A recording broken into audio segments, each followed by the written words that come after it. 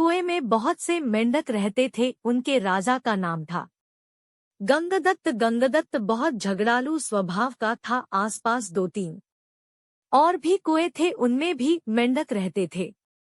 हर कुएं के मेंढकों का अपना राजा था। हर राजा से किसी न किसी बात पर गंगदत्त का झगड़ा चलता ही रहता था। वह अपनी मूर्खता से कोई गलत काम करने लगता और बुद्धिमान मेंढक रोकने की कोशिश करता तो मौका मिलते ही अपने पाले गुंडे मेंढकों से पिटवा देता। कुएं के मेंढकों के भीतर गंगदत्त के प्रति रोष बढ़ता जा रहा था। घर में भी झगड़ों से चैन न था। अपनी हर मुसीबत के लिए दोष देता। एक दिन गंगदत्त पड़ोसी मेंढक राजा से खूब झगड़ा, खूब तू मैं हुई। गंगदत्त ने अपने कुएं में आकर बताया कि पड़ोसी राजा ने उसका अपमान किया है। अपमान का बदला लेने के लिए उसने अपने मेंढकों को आदेश दिया कि पड़ोसी कुएं पर हमला करे। सब जानते थे कि झगड़ा गंगदत्त ने ही शुरू किया होगा। कुछ सयाने मेंढकों तथा बुद्धिमानों ने एकजुट होकर एक स्वर में कहा, राजन, पड़ोसी कुएं में हमसे दुगने मेंढक हैं। वे स्वस्थ व हमसे अधिक ताकतवर है। हम यह लड़ाई नहीं लड़ेंगे। गंगदत्त सन्न रह गया और बुरी तरह तिलमिला गया। मन ही मन उसने ठान ली कि इन गद्दारों को भी सबक सिखाना होगा। गंगदत्त ने अपने बेटों को बुलाकर भड़काया। बेटा, पड़ोसी राजा ने तुम्हारे पिताश्री का घोर अपमान किया है। जाओ, पड़ोसी राजा के बेटों की ऐसी पिटाई करो कि वे पानी मांगने लग जाएं।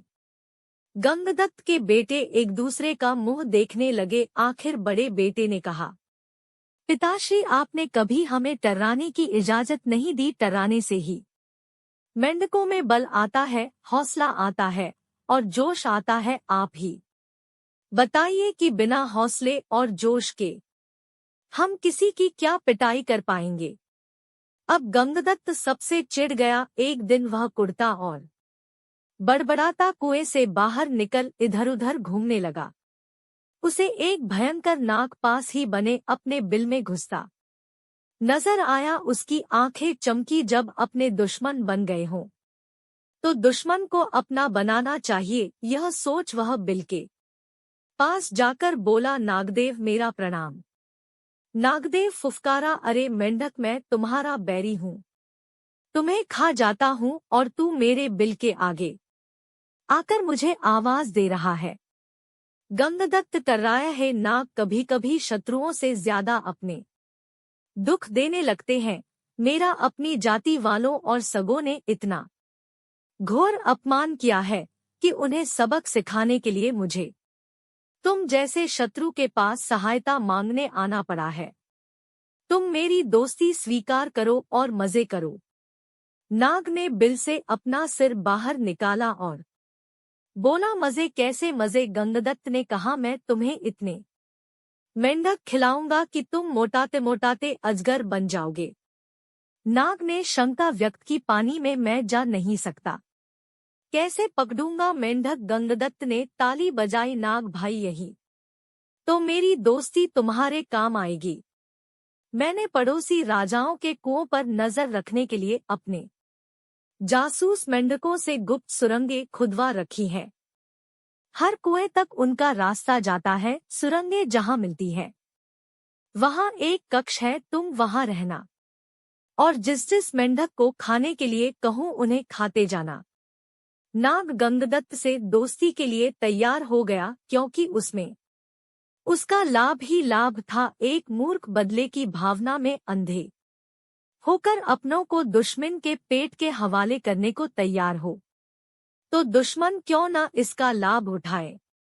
नाग गंगदत्त के साथ सुरंग कक्ष में जाकर बैठ गया। गंगदत्त ने पहले सारे पड़ोसी मेंढक राजाओं और उनकी प्रजाओं को खाने के लिए कहा। नाग कुछ सप्ताहों में सारे दूसरे कुओं के मेंढकों को सुरंगों के रास्ते जा जाकर खा गया। जब सब समाप्त हो गए तो नाग गंगदत्त से बोला, अब किसे खाऊं, जल्दी बता।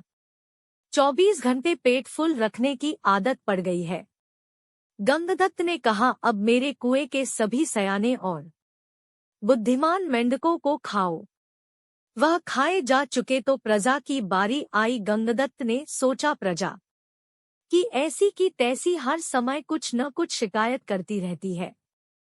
उनको खाने के बाद नाग ने खाना मांगा तो गंगदत्त बोला, नाग मित्र, अब केवल मेरा कुनबा और मेरे मित्र बचे हैं।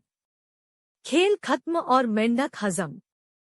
नाग ने फन फैलाया और फुफकारने लगा, मेंढक मैं अब कहीं नहीं जाने का, तू अब खाने का इंतजाम कर वरना। गंगदत्त की बोलती बंद हो गई। उसने नाग को अपने मित्र खिलाए, फिर उसके बेटे नाग के पेट में गए। गंगदत्त ने सोचा कि मैं और मेंढकी जिंदा रहे तो बेटे और पैदा कर लेंगे। बेटे खाने के बाद नाग फुफकारा, और खाना कहाँ है? गंगदत्त ने डरकर मेंढकी की और इशार किया। गंगदत्त ने स्वयं के मन को समझाया, चलो बूढ़ी मेंढकी से छुटकारा मिला, नई जवान मेंढकी से विवाह कर नया संसार बसाऊंगा। मेंढकी को खाने के बाद नाग ने मुंह फाड़ा खाना।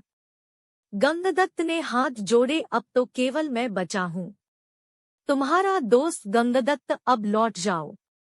नाग बोला, तू कौन सा मेरा मामा लगता है? और उसे हड़प गया।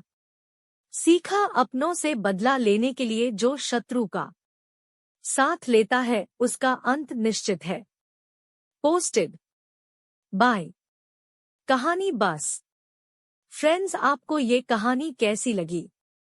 आप अपने कमेंट्स के द्वारा हमें अवश्य बताएं। कहानी पसंद आने पर लाइक और शेयर करें। ऐसी ही कहानी के लिए हमें सब्सक्राइब कर लें। थैंक्स।